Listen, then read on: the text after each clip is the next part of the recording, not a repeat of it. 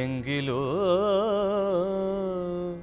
രാജ ദശരഥൻ ഏകദാ സങ്കലിതാനന്ദമാം മാറിയിരിക്കുമ്പോൾ പങ്കജസംഭവപുത്രൻ വസിഷ്ഠനാം തൻ കുലാചാര്യനെ വന്ദിച്ചു ചൊല്ലിനാൻ.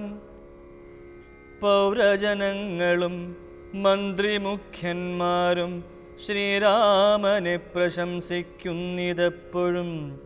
ഓരോ ഗുണഗണം കണ്ടവർക്കുണ്ടകതാരിൽ ആനന്ദം, അതിനില്ല സംശയം.